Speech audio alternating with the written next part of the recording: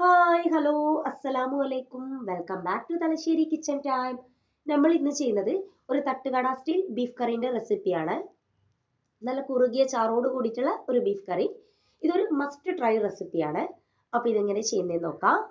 അപ്പോൾ ഇതാ അതിന് വേണ്ടിയിട്ട് ഞാനിതാ ഒരു കുക്കർ എടുത്ത് വെച്ചിട്ടുണ്ട്. അതിലേക്ക് വെളിച്ചെണ്ണ ചേർത്ത് കൊടുക്കാം. ഇത് വെളിച്ചെണ്ണ തന്നെ ചെയ്യാൻ വേണ്ടി നോക്കാം, എങ്കിലേ ആ ഒരു പെർഫെക്റ്റ് ടേസ്റ്റ് കിട്ടുള്ളൂ. ഞാനിപ്പോൾ ഏകദേശം ഒരു 2 ടേബിൾ സ്പൂണോളം വെളിച്ചെണ്ണ ഒഴിച്ചു കൊടുത്തിട്ടുണ്ട്. ആവശ്യമാണെങ്കിൽ കുറച്ച് കഴിഞ്ഞിട്ട് പിന്നെ ഒഴിക്കാം. അപ്പോൾ ഇതാ അതിലേക്ക് 1 ടീസ്പൂൺ ഇഞ്ചി വെളുത്തുള്ളി ചതച്ചത് ചേർത്ത് കൊടുക്കുക. 1 ടീസ്പൂൺ മതി, കൂടി പോവണ്ട. പിന്നെ അതിലേക്ക് 2 മുളക് ഈ ഒരു രീതിയിൽ കൈകൊണ്ട് കട്ട് ചെയ്തിട്ട് ചേർത്ത് കൊടുക്കാം. പിന്നെ അതിലേക്ക് കുറച്ച് കറിവേപ്പില ചേർത്ത് കൊടുക്കാം. കറിവേപ്പില ഞാൻ കൈകൊണ്ട് ഈ ഒരു രീതിയിലൊന്ന് കട്ട് ചെയ്തിട്ട് ചേർത്ത് കൊടുക്കുന്നുണ്ട്. എന്നിട്ട് ഇത് നല്ലോണം തന്നെ ഒന്ന് വാട്ടി കൊടുക്കാം. പിന്നെ അതിലേക്ക് 2 ഉള്ളി ചേർത്ത് കൊടുക്കാം. ഞാനിപ്പോൾ മീഡിയം സൈസ് 2 ഉള്ളിയാട്ടോ എടുത്തത്. അത് നേരിയതായിട്ട് കട്ട് ചെയ്തിട്ട് ചേർത്ത് കൊടുക്കുന്നുണ്ട്. പിന്നെ നമുക്കിതിലേക്ക് ഈ ഉള്ളിക്ക് ആവശ്യമായിട്ടുള്ള ഉപ്പ് ചേർത്ത് കൊടുക്കാം.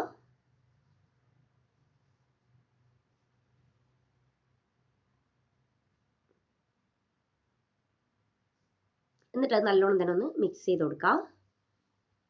നമുക്ക് ഈ ഉള്ളി ഒന്ന് വാട്ടിയെടുക്കണം, നല്ലോണം തന്നെ ഒന്ന് വാട്ടിയെടുക്കണം, എങ്കിലേ ആ ഒരു കറക്റ്റ് ടേസ്റ്റ് കിട്ടുള്ളൂ. അപ്പോൾ ഉള്ളി നല്ലോണം തന്നെ അങ്ങനെ വാട്ടിയെടുക്കാൻ വേണ്ടി നോക്കാം. ഉള്ളി ഇവിടുന്ന് വാടി വരുന്ന ആ ഒരു സമയം കൊണ്ട് ഇതിലേക്ക് ചേർത്ത് കൊടുക്കാനുള്ള ഒരു അരവൊന്ന് റെഡിയാക്കി എടുക്കാനുണ്ട്. ഉള്ളി ഇതാ ഏകദേശം ഈ ഒരു രീതിയിൽ വാടി വന്നിട്ടുണ്ട്. കുറച്ചും കൂടി നല്ലോണം ഒന്ന് വാടി വരട്ടെ. ആ ഒരു സമയത്തേക്ക് നമുക്ക് ഇതിലേക്ക് ചേർക്കേണ്ട അരവ് റെഡിയാക്കി എടുക്കാം. അതിന് വേണ്ടിയിട്ട് ഞാനിതാ മിക്സീൻ്റെ ചെറിയ ജാർ എടുത്തിട്ടുണ്ട്.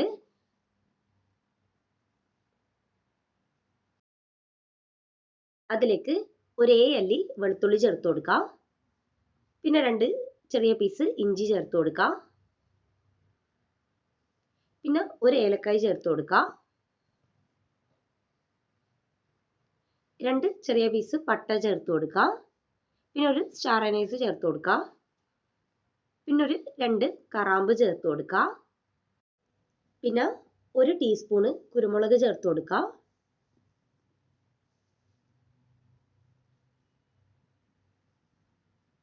പിന്നെ ഇതിലേക്ക് ഒരു 1/4 ടീസ്പൂണ് പെരിഞ്ജീരകം ചേർത്ത് കൊടുക്കുക. പെരിഞ്ജീരകം എന്ന് പറഞ്ഞാൽ ഫെനൽ സീഡ്.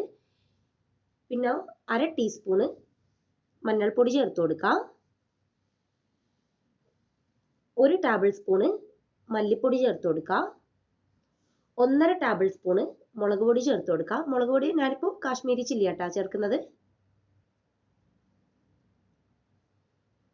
അപ്പോൾ ഇതെല്ലാം ഒന്ന് അടിച്ചെടുത്തിട്ട് വരാം. ഇതിപ്പോൾ ഞാൻ അടിച്ചെടുക്കുന്ന സമയത്ത് കുറച്ച് വെള്ളം കൂടി ചേർത്തിട്ടാട്ടോ അരച്ചെടുത്തത്. അപ്പോൾ എത്ര വെള്ളം വേണ്ടതെന്ന് നോക്കിയിട്ട് അങ്ങനെ ഒഴിച്ചു കൊടുത്തിട്ട് ഇതൊരു പേസ്റ്റ് പോലെ ആക്കിയിട്ടെടുക്കാം.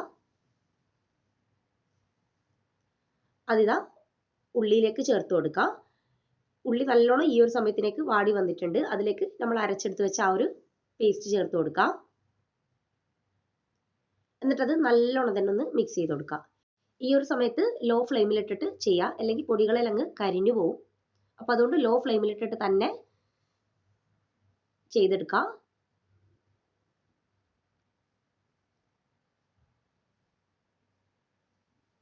അപ്പോൾ ഇതാ കുറച്ച് കഴിഞ്ഞാൽ ഇതൊന്ന് എണ്ണ തെളിഞ്ഞ് വരും. ആ ഒരു സമയം എത്തുന്നവരെ ഈ ഒരു രീതിയിൽ സ്പൂൺ വെച്ചിട്ടൊന്ന് മിക്സ് ചെയ്ത് കൊടുക്കണം. അതിനുശേഷം ഇതിലേക്ക് ബീഫ് ചേർത്ത് കൊടുക്കാം. ഇപ്പോൾ കഴുകി വൃത്തിയാക്കിയിട്ടുള്ള ബീഫ് ഞാൻ ഇതിലേക്ക് ചേർത്ത് കൊടുക്കുന്നുണ്ട്. ഏകദേശം 1/2 കിലോ ബീഫ് ഉണ്ട്. അത് നല്ലോണം തന്നെ ഒന്ന് മിക്സ് ചെയ്ത് കൊടുക്കാം.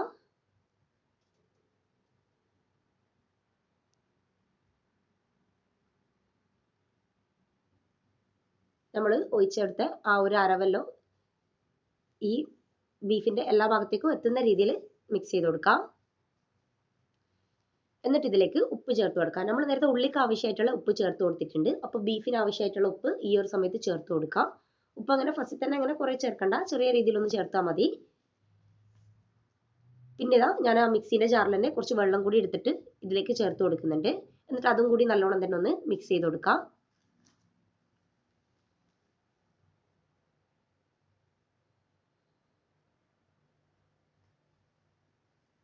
പിന്നെ നിങ്ങൾ ഈ വീഡിയോ കണ്ടുകൊണ്ടിരിക്കുന്ന സമയത്ത് നിങ്ങൾക്ക് ഈ വീഡിയോ ഇഷ്ടമാണെങ്കിൽ ഒന്ന് ലൈക്ക് ചെയ്യുക, ചാനൽ ഇഷ്ടമാണെങ്കിൽ ഒന്ന് സബ്സ്ക്രൈബ് ചെയ്ത് സപ്പോർട്ട് ചെയ്യുക, തൊട്ടടുത്തുള്ള ബെല്ലൈക്കണും കൂടി ഒന്ന് പ്രസ് ചെയ്യുക.